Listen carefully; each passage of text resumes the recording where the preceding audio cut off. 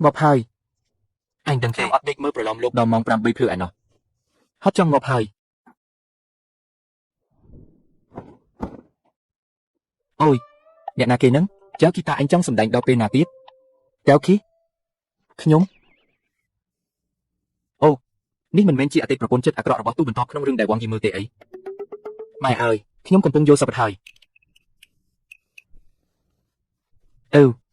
ចៅគីឯងឈឺទេរឿងហ្នឹងវាច្បាស់ហើយអញមិនឈឺទេអីចប់ហើយឲ្យខ្ញុំឆ្លងភពមែនខ្ញុំមើលប្រឡំលោកដល់ថ្នាក់មកបាត់សូមអបអរសាទរម្ចាស់ដើមក្នុងការបើកដំណើរការប្រព័ន្ធរីករាយនឹងបម្រើលោកអ្នកខ្ញុំគឺជាប្រព័ន្ធលេខ008នៃត្រកូល J អ្នកអាចហៅខ្ញុំថា JB J អីគេ JB ហា JB និយាយថា J ក៏និយាយថាបែធ្វើជាមនុស្សថ្លៃក្នុងទៅយកទេឈ្មោះរបស់ខ្ញុំគឺប៉ាដែលជាអ្នកសរសេរកម្មវិធីដាក់ឲ្យមិនអនុញ្ញាតឲ្យអ្នកប្រមាថគាត់ទេចុះអ្នកសរសេរកម្មវិធីហ្នឹងក៏មិនមែនជាមនុស្សល្អអីដែរជាប្រព័ន្ធមែនទេជុំខ្ញុំត្រឡប់ទៅវិញទៅចង់ទៅវិញមែនទេបានតាគ្រាន់តែសហការដើរតាមសាច់រឿងឲ្យចប់អ្នកនឹងបានទៅផ្ទះវិញបើខ្ញុំទីមិនខុសទេទោះបីជាខ្ញុំឆ្លងភពមកធ្វើជាកូនស្រីសេនាបតីប៉ុន្តែជាទូរងចិត្តអាក្រក់ដែលមានវាសនាអភ័ព្វឪពុកមិនអាណិតម្ដាយមិនស្រឡាញ់ប្តីវិញក៏ជាអ្នកតាមបម្រើទូឯកស្រីទៀតចុងក្រោយក្បត់ជាតិហើយត្រូវព្រួញរាប់ពាន់បាញ់ទម្លុះបេះដូង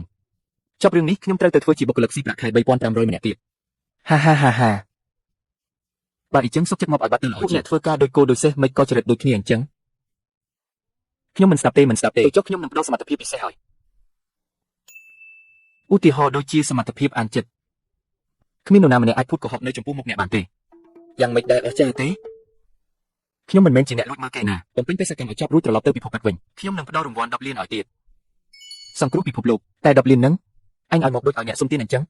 ដឹងទេថាឥឡូវអតិផរណាវាធ្ងន់ធ្ងរប៉ុណ្ណា100 លានអូខេទេអញវាខ្ញុំធ្វើអីសូមហៅខ្ញុំថាលោកស្រីទូរង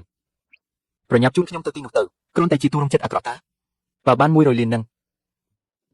ទោះក្នុងកលៈទេសនាក៏ដោយក៏ត្រូវសាកមើលឲ្យដឹងដែរឆាប់ចូលទូម្លេះ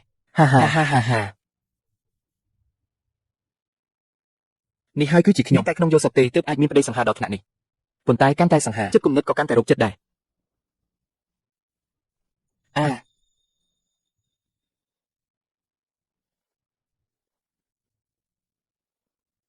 ចៅគីស្រែកទៅស្រែកឲ្យដាច់បំពង់ក៏គ្មានអ្នកមកជួយដែរមកនេះសមត្ថភាពអានចិត្តឲ្យខ្ញុំដឹងពីចិត្តគំនិតដ៏ស្មោះគ្រប់របស់អញបន្តិចមើល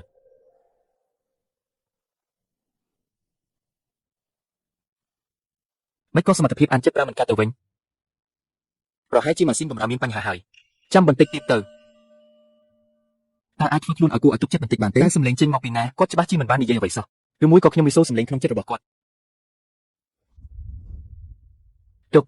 ខ្ញុំព្រមមានឯងមិនថាឯងមានការមិនពេញចិត្តអ្វីក្នុងចិត្តនោះទេប៉ុន្តែថ្ងៃស្អែកជាថ្ងៃសំខាន់របស់ប្អូនស្រីឯងធ្វើខ្លួនឲ្យត្រឹមត្រូវបន្តិចទៅ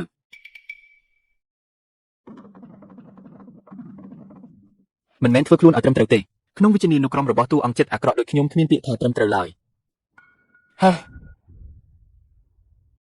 វ៉ា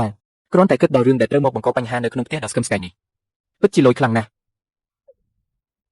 តើនរណានិយាយពីខ្ញុំសំឡេងនេះដូចជាចេញមកពីកូនប្រសារស្រីនេះហើយជាឪពុកក្មេករបស់ខ្ញុំដែលត្រូវបានជាប់គុកដោយអយុត្តិធម៌និងត្រូវគេប្រហារជីវិតហើយក៏មានម្ដាយក្មេកដែលស្លាប់នៅតាមផ្លូវទៀតសម្លឹងមើលធ្វើអីគ្រួសារទាំងមូលត្រូវរឹបអូសទ្រព្យសម្បត្តិក៏ដោយសារតែមនុស្សឈួតស្នេហាដូចឯងនឹងនេះច្បាស់ជាលោកម្ចាស់វ័យក្មេងនិងអ្នកម្នាងហើយមែនទេជំរាបសួរលោកស្រីវាង